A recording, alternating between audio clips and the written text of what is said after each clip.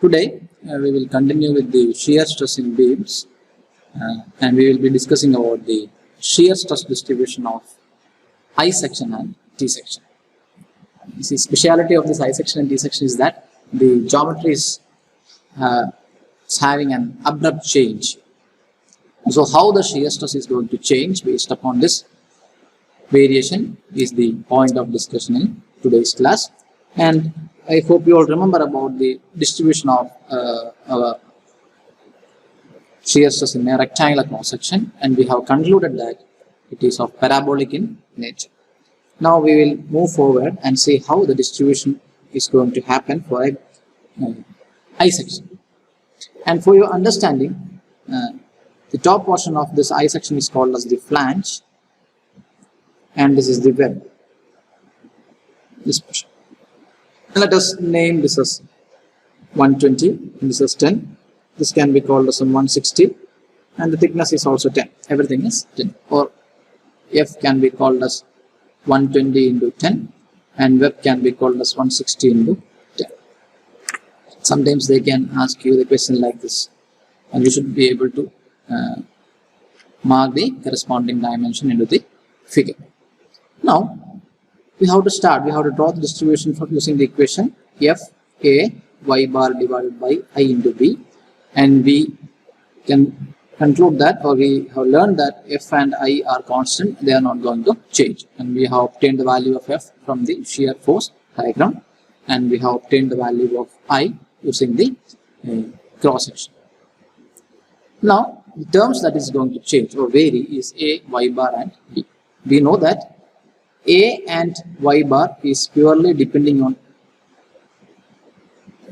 on B. So we have to consider the area which is lying above the fiber that we consider, and the y bar should be the distance from the neutral axis to the center of that particular area which we have considered.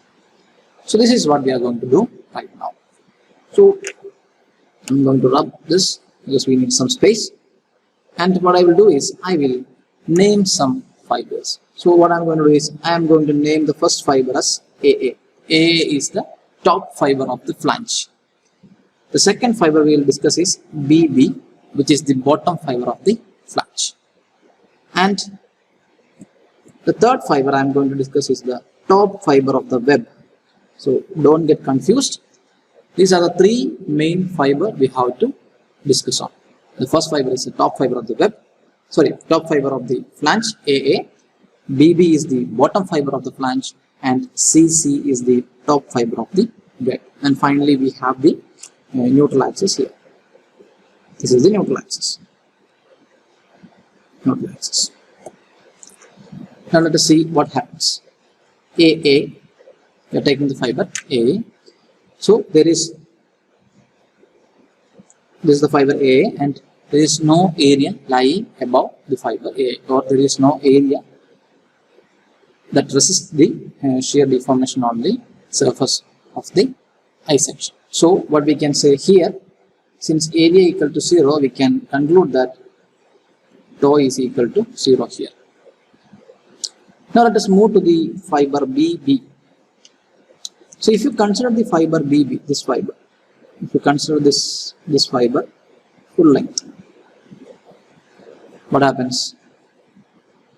If you consider the fiber BB, the value of B is equal to 120 mm. And what is the area? Area A equal to how much? 120 into 10. That means 1200 mm square. And what about y bar? Y bar should be, if you are considering this as the area, or this is the area that we have to consider, this is the centroid of this particular area. So y bar should be the distance from the neutral axis to that particular portion. So for this fiber BB, y bar should be equal to how much? 160 by 2 plus 10 by 2. So 160 by 2 is 80 plus 5. The answer is 85 mm. So what is the value of shear stress? It is nothing but F into 1200 into 85 divided by I into B is 120 mm. So you will get some value. Let it be there. Now let us discuss about the top fiber of the web. So when you discuss about the top fiber of the web, you have to consider the blue line that I have drawn here. So the thickness or the length of the fiber is very small, which is only 10 mm. So what is the value of B? B is going to be 10 mm. Area is the one which is lying above the fiber. So what is the area that is lying above the fiber? Again, that is the same. If you look here, that is going to be the same as that we have considered for the fiber BB. So for the fiber BB and CC, the area that we consider is same, because both the same area is lying above the fiber CC and BB, and the fiber BB and CC are coinciding each other. So the value of A is equal to 1200 mm square, same as that we have used for the previous step. And what the value of I remains the same, everything, and Y bar also remaining the same, and the answer is 85 mm. Upon substitution, what we will get? It is equal to F into 1200 into 85 divided by I into 120 mm. Not 120 mm, it's wrong. B is equal to 10 mm. So you will get some answer. Now you compare the shear stress happening at the same location, because BB and CC are located at the same point. So what can you expect here? Your cross section has suddenly changed from BB to CC. Sudden change, 120 to 10. What happened to the shear? In shear also, if you note, you can see a sudden variation. See, all the terms remains the same. If you take this much portion of both these equations, with the same, and the only term varying is 120 and 10. Obviously, this is the value which is going to have a huge variation compared to this, because here we are dividing it by 120, here we are dividing by 10. So obviously this value is going to be the one which is very much ahead of the value of the shear stress at BB. So we can say that at the point location of BB and CC, there is a sudden variation in the shear stress distribution. Something like a sudden variation that we have drawn in the shear force diagram for point knots. Here also there will be a sudden variation. Now let us discuss about the shear stress happening at the fiber or at the neutral axis. So if you consider the neutral axis, what is the bit B? It is 10 mm. Now we will get confused about the A and Y bar. So in order to do that, I am going to rub all these things. What is the area that we are supposed to consider? That's the question.